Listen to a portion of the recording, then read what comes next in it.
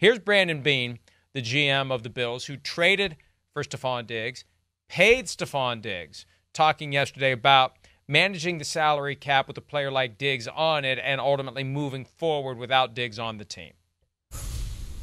You know, sometimes you're releasing players because, you know, they're just not good enough, but sometimes the even harder decisions are when you're like, damn, like this guy, he can still play. I just can't afford him any longer at his level. I would say from a cap standpoint, we decided just to go ahead and eat it now, and we think we can compete and do what we need to do by eating it now, and then not walk into next year and go, all right, because if we didn't, if we tried to come up with some way and split it up too many different ways, then now it's just like that albatross. You're just hanging on your neck all year.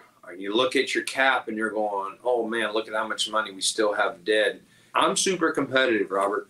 And the last thing, I'm going to be ripping myself the minute we have to walk into a year and I feel like we got to play with one arm tied behind our back because the cap is what it is. Because we got Josh Allen and we want to compete every single year for a championship.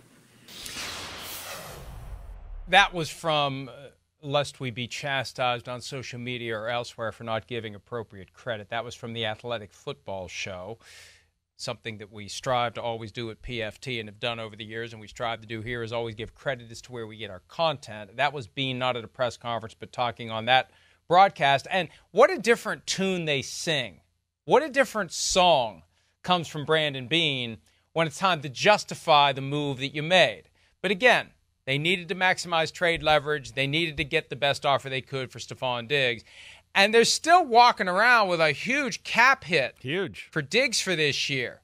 Because I remember last year when the mandatory minicamp snafu happened in June, one of the conversations was, man, they trade him now because we thought maybe they would.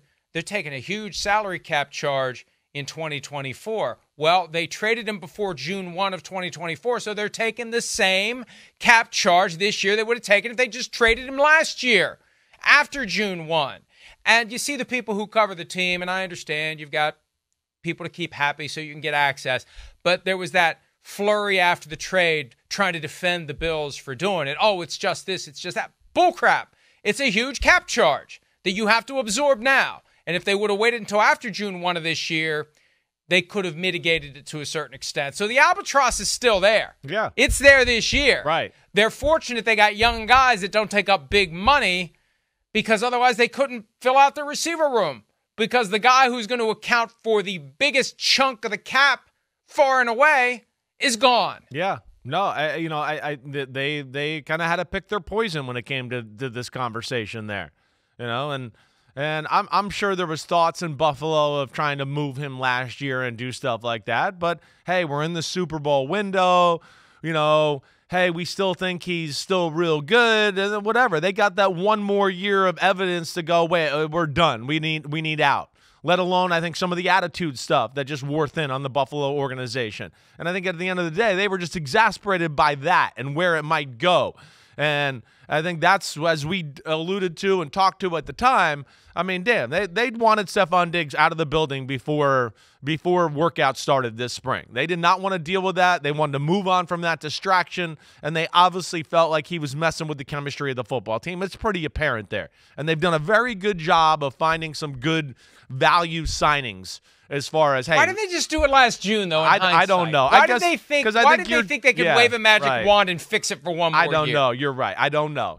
Again, it's hard when you have that kind of player and the quarterback and you're in the Super Bowl window and you don't want to give up on it too quickly, right? They're probably sitting there thinking, hey, it might be our time here. Do we really want to give up on that yet? I don't know. But yeah, I think your question is real. I'm with you, too. I question it, too. But I love, hey, Valdez-Scantling, bring him to the crew, right? We know they got Khalil Shakir, and the two tight ends are good. We know Keon Coleman, top of the second round, is going to be good. And then they got Yellow guys. Jacket. Right, yeah, hey, Yellow Jacket. They got guys like Curtis Samuel, Mac Hollins, who's been good and around. So, yeah, they're going to take that committee approach and find little You know, the starting five like basketball team receiver approach. Hey, this guy runs the little jitterbug routes the right way. Hey, Curtis Samuel's our speed sweep reverse guy. Hey, Marquez Valdez-Scaling, you just run goes and post routes, right? Keon Coleman will throw you back shoulder over the middle, the physical type of routes. So they're kind of going to try to do it that way, where they're going to spread the wealth and have little areas for where they think the players can thrive in the offense, and I don't think it's necessarily a bad approach at all. You know, you think of a yellow jacket and a yellow jacket. It's like the same thing, but it's different. But the yellow jacket, as like the Hornet, right? The bee, yeah. That would be a great nickname for Keon Coleman. Keon the yellow jacket Coleman. I kind of like it. Got hands because like he wore a yellow got jacket. hands like honey. Let's see him catch a few balls first before we give him a nickname yet. Hi, it's Mike Florio. Thanks for watching PFT on YouTube. Hit subscribe for the latest news and analysis from Pro Football Talk.